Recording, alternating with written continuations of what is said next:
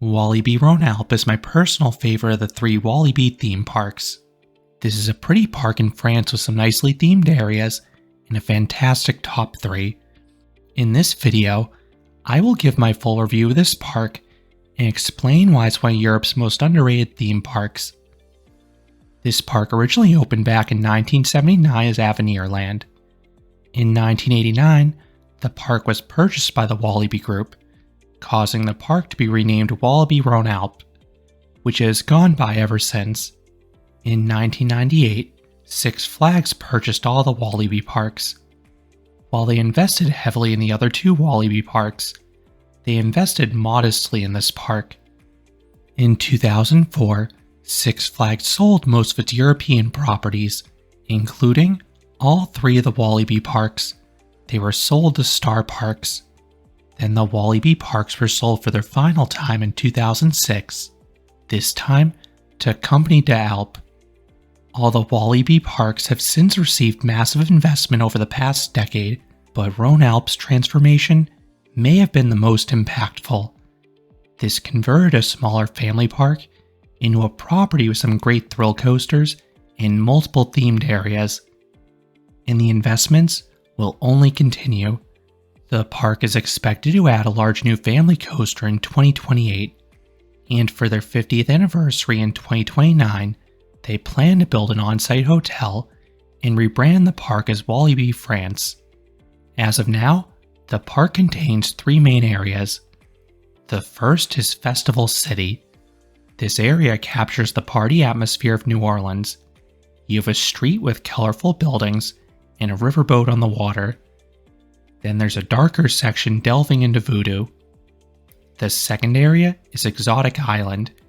This is a lush area that feels like a jungle. The back of this land is home to the park's newest coaster in Mahooka, which whizzes through a temple and an exploration site. The third and final area is Explorer Adventure, which feels like you stepped back in time in America. There's a Wild West section in addition to a lumberjack area. I really like how this park presents its attractions. The park's 3 newest coasters all feature grand entry signs and interact beautifully with the pathways. Then a majority of the park's rides at least have some degree of theming, plussing their appearance. On top of that, this park has a lot of natural beauty. There's a ton of greenery all throughout the park. Then in the background, you have the mountainous backdrop of the Alps.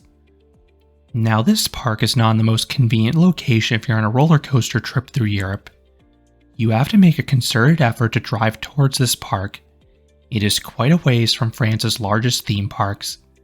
By car, it is 5.5 hours south of Paris.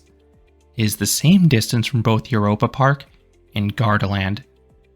The closest major cities to Walibi Rhone-Alpes are Lyon and Geneva, both of which are just over an hour away.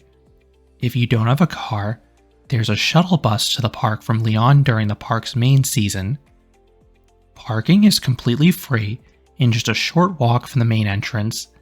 As of 2025, admission costs around €30, which is an incredible value for a park of this caliber. Now I want to touch on the operations. The major rides here all have relatively low capacities. The water rides do not have many vehicles on the course, and most coasters have super short trains.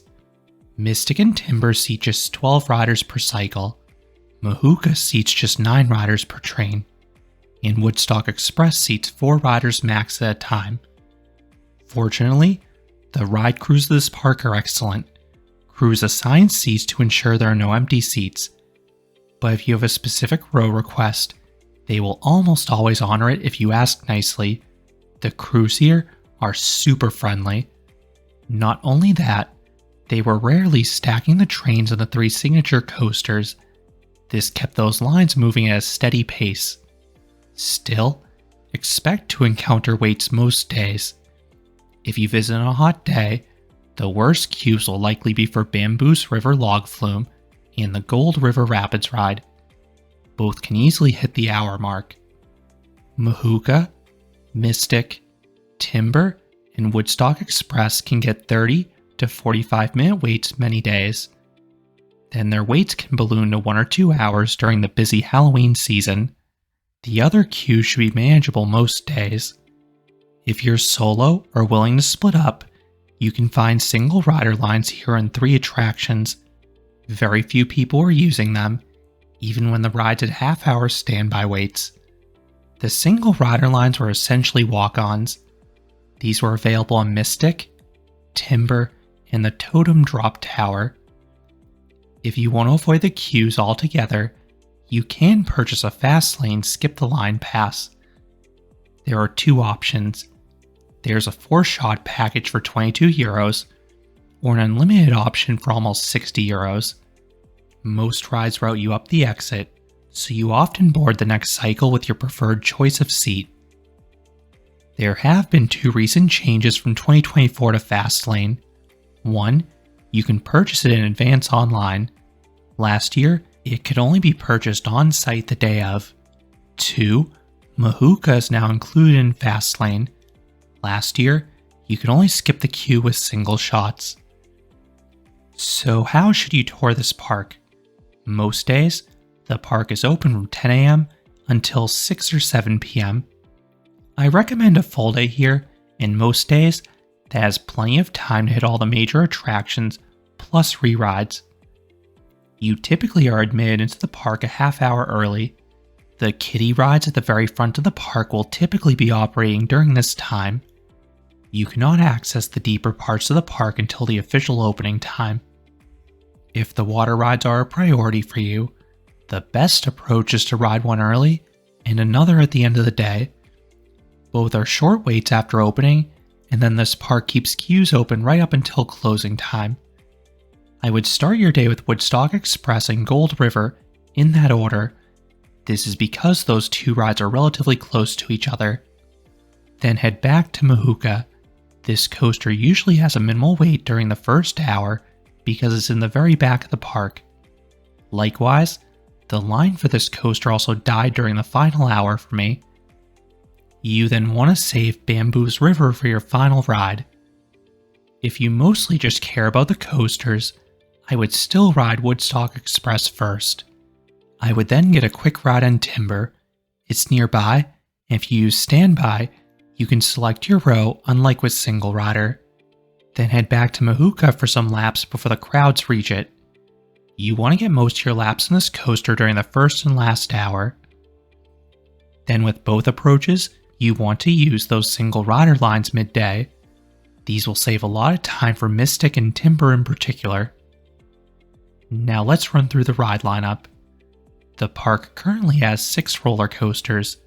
The top 3 are the stars, and I have full, in-depth reviews already posted for all of them. Mahooka is my personal favorite coaster here. This is the second Intamin Hot Racer, and this single rail coaster has a dynamic, fast-paced layout. It packs in a lot of elements, and it feels far faster than its posted 42 mph or 67 km/h top speed. There are 2 punchy tire-propelled launches, several hills with potent ejector airtime, and 3 fun inversions. I particularly love the corkscrew through the temple and the wild barrel roll finale. Mystic is a funky Gerstlauer infinity coaster. While the coaster is short, the elements offer strong airtime, crushing positive Gs, wicked laterals, and pronounced hang time, oftentimes together. And those forces are all the more intense with the freeing lap bar restraints. Your whole body will be ragdolled about. Make sure to try multiple seats because the elements feel quite a bit different depending upon the row and side. Timber is a tiny wood coaster from Gravity Group, but it's an airtime machine. There are 10 hills that'll launch you skywards. Several hills offer abrupt ejector pops, and this rides great pacing up until the trim that spoils the finale. The turns do have a noticeable shimmy, but the Timberliner trains absorb the shaking, for me at least. Generator is the park's oldest operating coaster. This is a Vekoma boomerang. Per usual, the drops are tummy tickling. Then the 3 inversions are ultra forceful, particularly when taken in reverse. This one received updated trains from Sunkid. These have lap bars, so they eliminated headbanging. However, they are all metal restraints and they rest against your stomach. This can get mighty uncomfortable during the initial lift hill and the final braking. Honestly, I think I prefer the standard trains for this reason. Woodstock Express is a Zamperla Wild Mouse. There's hardly any braking, so you get some powerful laterals. This is particularly true in the final few turns when you're violently thrown sideways.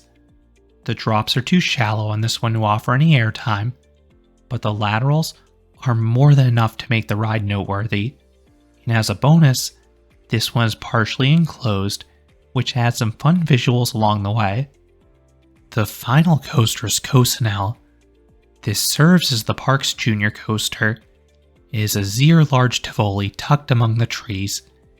It is a mostly mild experience, but if you sit in the back rows, you get some excellent whip on the first 2 drops due to this ride's comically long 20-car train.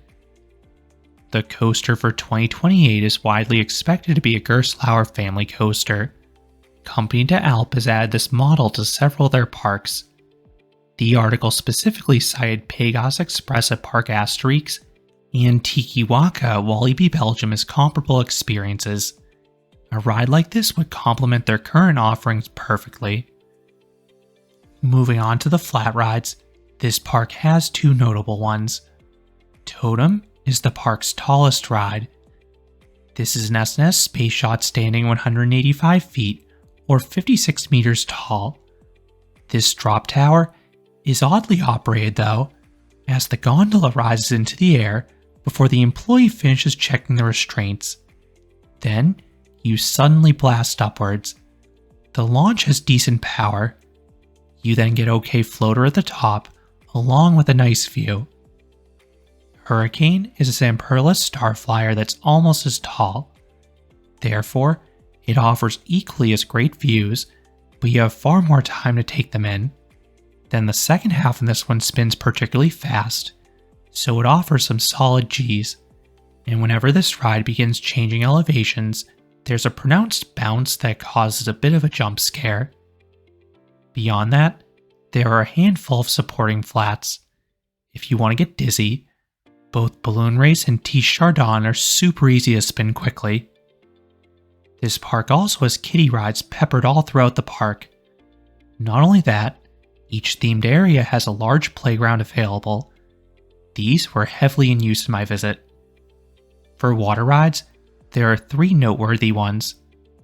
Gold River is a scenic river rapids ride from Intamin, although that may be a bit of a misnomer because there's oddly no rapids here. The only ways to get wet are a surprise geyser in the first half and a small waterfall in a cave. This ride is weak for the genre, so it's not one you want to queue up for a long time for. Bamboo's River is an interlink log flume. This too is tucked among the trees. There are 2 drops, an OK double down at the start, and then a larger, zippier drop at the end, and the resultant splash is refreshing. This is a fairly average log flume overall. Surf Music is a racing dinghy water slide. There are 4 lanes, and each one offers a triple down. No airtime, but it builds up decent speed, and you get a gentle misting on the way down. At this time, the park does not have any dark rides, and I really hope they'll consider one in the future. This park has demonstrated they can do theming well with their recent additions, and this type of ride would offer an experience unlike anything else at the park. There is a leisurely boat ride though in Tam Tam Adventure, and that has a few things to see. Then, there's a monorail over the Explorer Adventure section of the park, which also offers some fun views. As for shows, this park is a really good stunt show in Le Poivre de Gaia. Now what about the food? I think this is the biggest weakness of the Walibi parks across the board. Everything I've had to eat at Walibi Holland and Walibi Belgium has been disappointing at best, and at worst, disgusting. I had not heard glowing things about the food from others who had been to Rhône-Alpes, so I chose to eat elsewhere. I had a big breakfast before arriving, and ate dinner immediately after leaving. The final thing to know is that this park is a popular Halloween event, as well as a Christmas event, but I personally cannot speak to their quality. I have only visited this park once in the summer months. So do I recommend Walibi Rhone-Alpes? Absolutely. This is a great theme park. As I said at the start, this is my favorite of the 3 Walibi parks. You have the theming in the Belgium park, but a strong top 3 coasters like the Holland park. I spent a majority of my day lapping the 3 major coasters, but in between, I soaked up the theming and atmosphere. And if this park continues to expand at the rate it has over the past decade, it will only improve.